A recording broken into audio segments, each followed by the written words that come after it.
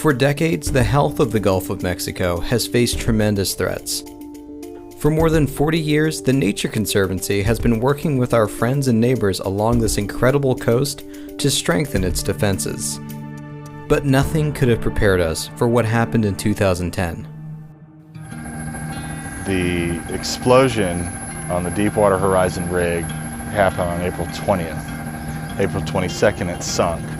The next day or so is when they found out it was spewing oil.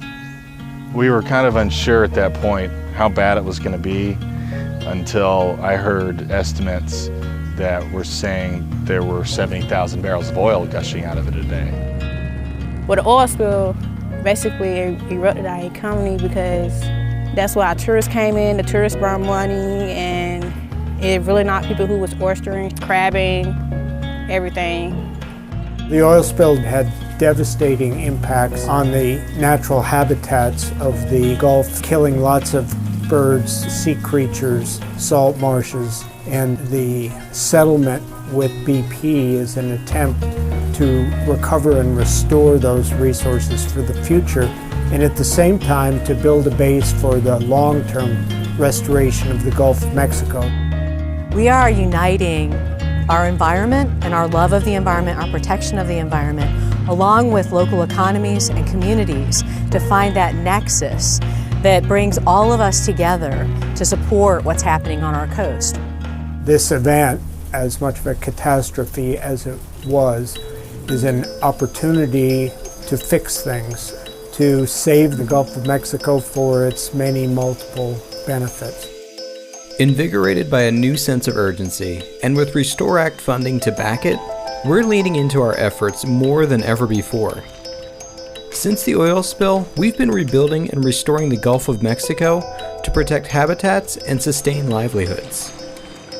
TNC has a long history in large-scale land protection, and we continue to do that in the Gulf. In the 10 years since the oil spill was capped, we've secured more than 50,000 acres of coastal land, connecting and preserving habitat that would have otherwise been lost. We're strengthening people's connection to nature by improving access to the Gulf shores in places like the Perdido River with a paddle trail through a natural sanctuary along the Florida-Alabama border. And through our Gulf Corps program, we're bringing together young adults through hands-on restoration work by providing job and industry experience for conservation. I'm gaining skills, I'm getting certified and stuff, I'm learning new skills every day. I'm learning myself, I'm learning my worth. The Gulf will only be saved in the long run if the people of the region decide it's important to them. And so working with young people to try to instill that idea of attachment and ownership to this amazing place is part of what Gulf Corps is about. Water quality has always been essential to the health of the Gulf, and we're coming up with natural solutions to improve it. By building and restoring oyster reefs throughout the Gulf, we are cleaning the water, increasing habitat for species that call the Gulf home, and providing shoreline protection for the coast. Places like Galveston Bay, Texas, and Pensacola, Florida are some of our largest of these projects, totaling more than 100 acres. And in Mississippi, we're protecting upstream water sources along the Pascagoula and Wolf River to provide cleaner water downstream. And throughout the Gulf, we're working to limit coastal erosion. One of our most important projects aims to save Alabama's seafood capital.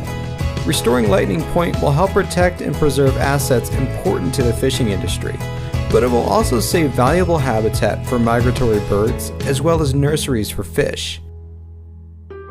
The Gulf of Mexico program has a goal of long-term restoration of the Gulf of Mexico, both for its benefits to the natural environment and to people. We've been working in the Gulf for 40 years to work in the Gulf of Mexico for another 40 years. We're looking into the future. So we're buying land, but we're taking that land and we're preserving it into the future. We're being good stewards with stewardship activities on the ground.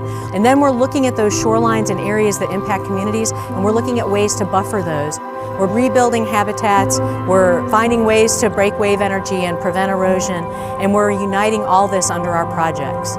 It's the conglomeration of all of these things that really excites me about our work at the